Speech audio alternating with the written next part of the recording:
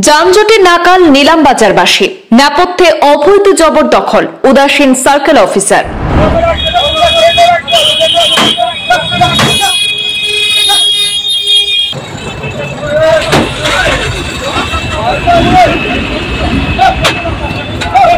শেষ পর্যন্ত বাজারে ট্রাফিক সমস্যা নিরসনে মাঠে নামলেন নিলামবাজার থানার ওসি।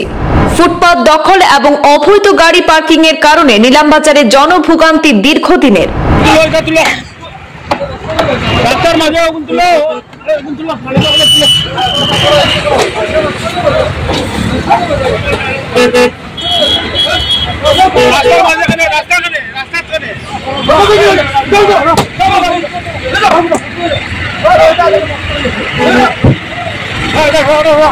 জবরদখল মুক্ত করতে স্থানীয় সার্কেল অফিসারকে বারংবার আবেদন নিবেদন করা হলেও সম্পূর্ণ উদাসীনতার অভিযোগ। পুলিশি অভিযানে অবৈধ পার্কিং করা প্রায় শতাধিক যানবাহন আটক করে কড়া সতর্কতা জারি করেছেন ওসি জয়চন্দ্র সিনহা।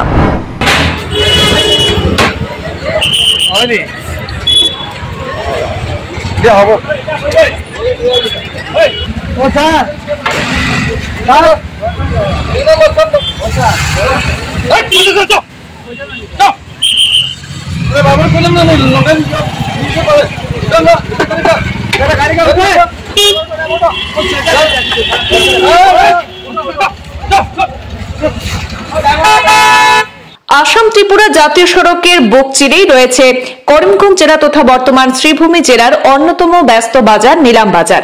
আর সেই নিলামবাজারের যানজট সমস্যা নিত্যদিনের। শুধু যানজটই নয়, সড়কে সিংহভাগ ফুটপাত অসাধু ব্যবসায়ীদের দখলে থাকায় সাধারণ মানুষের হাঁটা চলাতেও সমস্যার সম্মুখীন হতে হয়। বাজার এলাকায় জবরদখল মুক্ত করতে সার্কেল অফিসার জনার্দন ভাইপেকে বারংবার আবেদন নিবেদন করা হলেও রহস্যজনকভাবে বাজার এলাকায় জবরদখল মুক্ত করার ব্যাপারে সম্পূর্ণ উদাসীন সার্কেল অফিসার। অথচ নিত্যদিন সমস্যা বেড়েই চলেছে। শেষ পর্যন্ত শনিবার বিশাল পুলিশ বাহিনী নিয়ে বাজার এলাকায় যানজট নিরসনে অভিযান চালান থানার OC Joychandra Sinha. Main road ছাড়াও কালীবাড়ি রোড এবং যাত্রাপুর রোডে পুলিশ অভিযান চালিয়ে অবৈধভাবে পার্কিং করা প্রায় শতাধিক যানবাহন আটক করে জঙ্গল সাফাই করে সাময়িক বাজার এলাকাকে যানজট মুক্ত করেছেন। আটক যানবাহনের মধ্যে বেশ কিছু বাহন থেকে পুলিশ জরিমানাও আদায় করে কড়া সতর্কতা জারি করেছে। জাতীয় সড়কে যত্রতত্র অবৈধভাবে যানবাহন পার্কিং করে যানজট সৃষ্টি করলে কড়া ব্যবস্থা গ্রহণ করা হবে বলে সতর্ক করে দিয়েছেন ওসি। নিলামবাজার ওসি স্যারের নিলামবাজার যানজটের ব্যাপারে এটা বিভিন্ন দিন থেকে এই সমস্যা ভোগান্তি মানুষের সৃষ্টি হয়।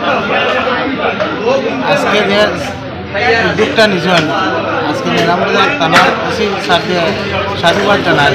কারণ বিগত কয়েকদিন থেকে নিলামবাজার যে সমস্যা মানে গাড়ি ঘোড়ার ব্যাপারে যে সমস্যার সম্মুখীন হয় মানুষ, জনসাধারণ নিলামবাজারের জনসাধারণ যে সমস্যার সম্মুখীন হয়, এটা অত্যন্ত